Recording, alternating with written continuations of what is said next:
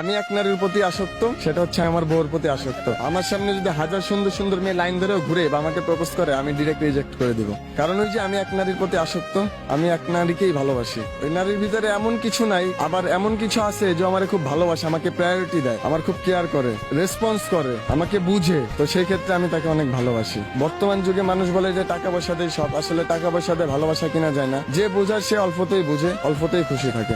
সংসারে খুনসুটি ছোটখাটো থাকবেই, হ্যাঁ, ঝগড়া বিবাদ টুকটাক থাকবেই। ওই ঝগড়া বিবাদের মাধ্যমে একে অপরের ভালোবাসাটা, বন্ডিংটা আরো ভালো থাকবে। তো ওই কারণে আমি মনে করি যে খুনসুটির ভিতরেও অনেক ভালোবাসা থাকে। যেমন আমাদের ভালোবাসা অনেক। আমি এখন ওকে ভালোবাসি, ও দেশে থাকে, আমি ঢাকায় থাকি। ছুটিতে আমি যাই, তখন একসাথে ঘুরি, ফ্রি, সবকিছু করি। ঢাকায় যখন থাকি আমি ওকে খুব মিস করি। আমি বলতে চাই আমি ওকে সবসময় ভালোবাসি, সবসময় মিস করি। হ্যাঁ, ওর ফ্যামিলির কেউ জানতো না, ওর ভাই জেনে গেছিল। ওর ভাই আমার ফ্রেন্ড হয়, আমাকে লাইক করতো, আমিও লাইক করতাম। বিয়ে যে করব এটার চিন্তা ভাবনা আমার ছিল না, কিন্তু ওর যে আমার যে সুমন্দি বউ, সে বলছে যে ভাই বিয়ে যদি এখন না করেন তাহলে কিন্তু ভবিষ্যতে এই মেয়েকে আর পাবেন না। তো এই কথার পরিপ্রেক্ষিতে আমি ওই মেয়ে আমাকে মানে হেল্প করে, আমার সুমন্দি বউ হেল্প করার কারণে ওর ওই মেয়েটাকে নিয়ে আমি ভেগে যাই। 2 দিন বাইরে ছিলাম আমার এক বান্ধবীর বাসায়। ওকে আলাদা আমার বান্ধবীর সাথে রাখছিলাম, আর আমি আমার বান্ধবীর ছোট ভাইয়ের সাথে ছিলাম। আমার নামে মামলা মোকদ্দমা কেস টেস করে দেন আমি চলে আসছি। আসার পরে মেয়েকে থানায় নিয়ে গেছে। নিয়ে যাওয়ার পরে ওসি জিজ্ঞাসা করছে, ওসি রুমে নিয়ে ওসি স্যার বলতেছে যে তুমি কি চাও? বলে আমি এই ছেলের সাথে সংসার করতে চাই, এই ছেলের সাথে থাকতে চাই। বলে তোমার তো প্রাপ্তবয়স্ক হয় না। তখন বয়স ছিল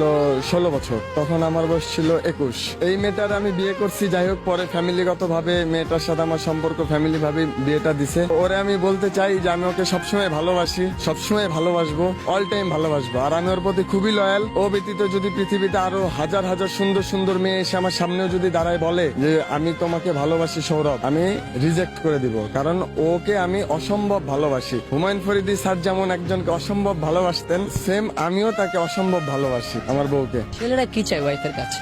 ছেলেরা কি চায়? একটা ছেলে চায় যে মেয়েটা তাকে ভালোবাসুক, তার প্রতি লয়াল থাকুক, তাকে কেয়ার করুক, এগুলোই চায়। এই 5 বছর হবে।